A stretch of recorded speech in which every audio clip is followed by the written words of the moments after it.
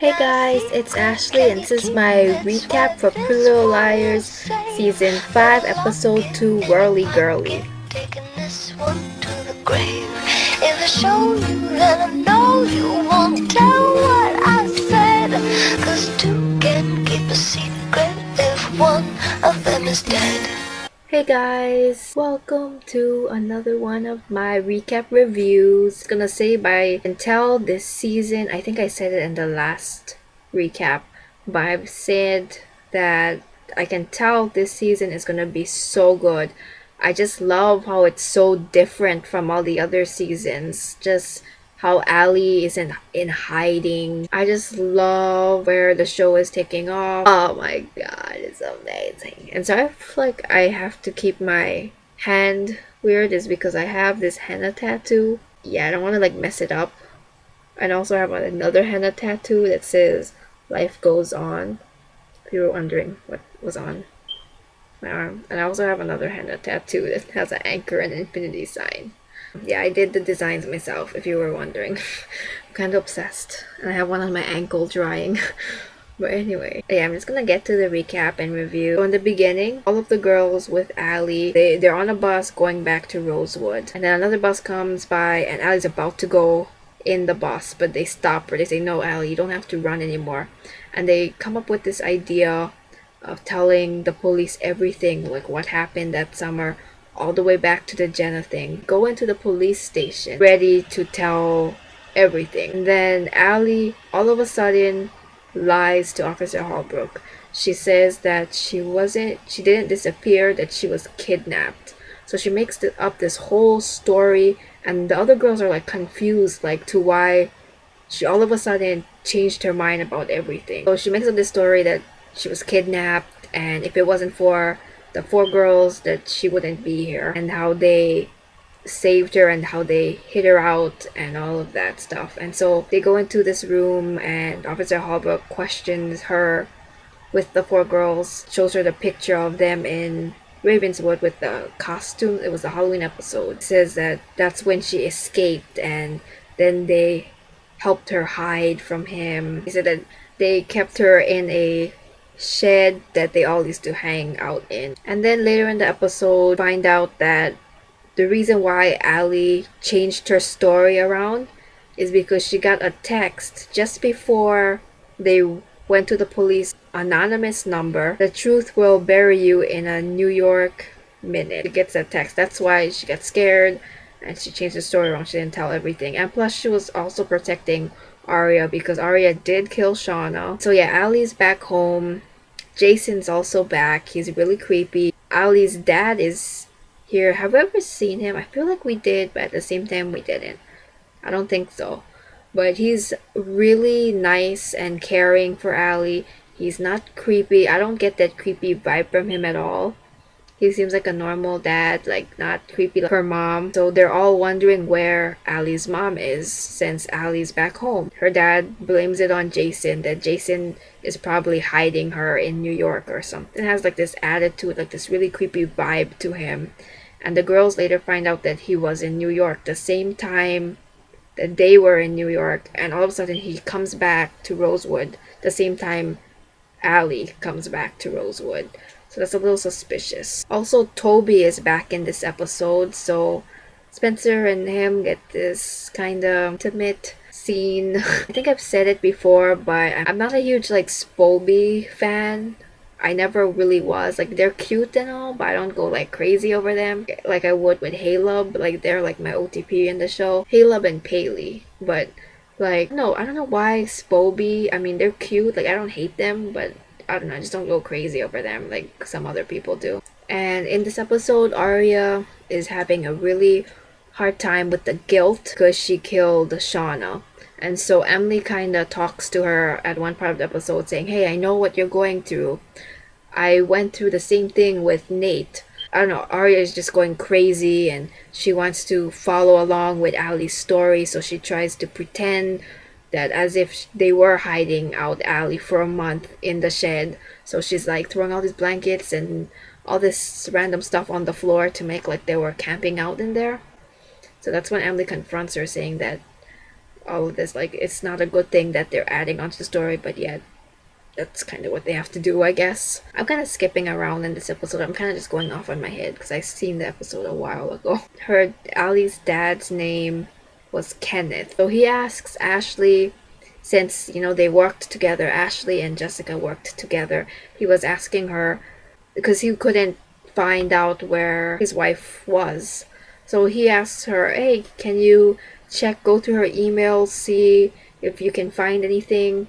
So at first she's kind of hesitant because she doesn't want to lose her job, and, you know, like, she's not the type to snoop around into people's business, but she does it anyway. So while she's looking through her email, she leaves, and then Hannah goes snooping through her email, and then she finds this one unsent email that she was about to send the day that she disappeared from Jessica De Laurentiis, but I didn't say who she was going to send it to. And the email said that, I'm sorry, I can't protect you anymore. It was something along those lines, like, I can't protect you anymore. Who was she trying to protect? Like, Jason? Like, everyone, like, I mean, that would make sense. So then the girl automatically think that, yeah, she's probably protecting Jason. Or was it Ali? Like, the possibilities are endless. Could be some random person that we don't even know yet. Also, Mike and Mona are still a thing. Ugh, I hate that couple. It's just like, ugh, it's just weird to me, that couple. And Mona acts as if like she's a bright of sunshine, doesn't know what's going on. When Arya confronts her, she comes home and Mike and Mona are like cuddling on the couch and whatnot. And Mike leaves. She asks Mona what's her deal and all that, and she kind of just ignores Arya's questions and tells her, oh yeah, I'm giving all these whistles out since what happened to Ali. We have to be careful. And so she gives her whistle. She acts as if nothing's suspicious going on. You know, typical Mona. Like, I didn't believe her one bit. Can't stand her. We find out that Mona is the one that sent that text to Ali. Ali's at the graveyard, and she's has a rose, and she's paying respects to the girl who was buried in Ali's grave. And Mona, like, sneaks up behind her, and Ali tells her, like, I know you hate me, but she basically told Mona that it's like a changed person. There's nothing against Mona. You know, I know you hated me, but I'm a changed person. That's basically what I felt like she was saying. And Mona just kind of, like, is the same Mona, has, like, this grudge against Ali. She said, I don't have to hide, you do. You are going to wish you stayed dead. And then she kind of walks away from Ali, and she takes the rose that Ali had. It was like, oh my gosh, like, Mona, like, this whole episode, the girls were saying that A's dead, you know, but I don't know, like, yeah, Shauna's dead and all, but what about Mona? Like, I don't know, she has like some split personality disorder or something, or she's just trying to, like, she's just acting nice. I don't know, but she's crazy. She's crazy. Also, I'm guessing Mona or A or somebody ordered a dog. It was this really cute collie looking dog. Mrs. De Laurentiis supposedly called in a dog, and at first Jason's like, the lady who drops off the dog, take it back in the truck. But Ali, I thought it was really sweet that she's like, what's going to happen to him if we don't take him? And Ali's like, oh, it's not his ending isn't too good or something like that. So she takes him in, and so Emily's helping Allison with caring for the dog. Then the end, her dog just randomly starts barking. They all run out to where the dog is barking, and he's barking in the front yard and growling, and there's a hand sticking out of the dirt. And it's all dirty.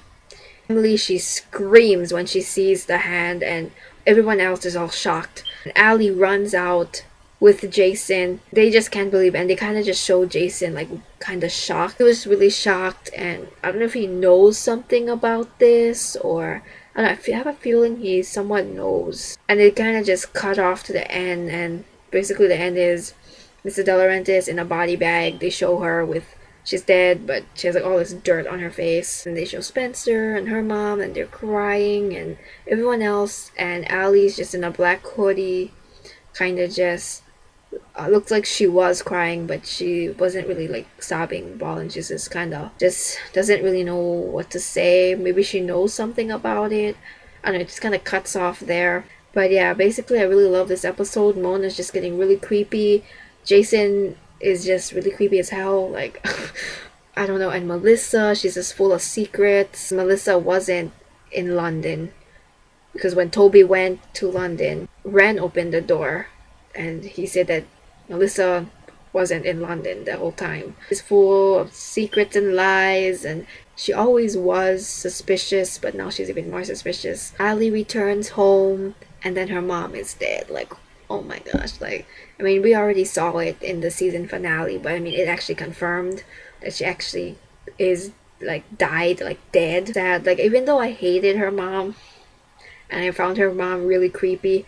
I just feel bad for Ali, you know, like it doesn't seem like they had a really close bond with the flashbacks, but still, that's like her own mom. That's sad, you know, like that was just sad. I almost cried. Like not gonna lie, I almost cried.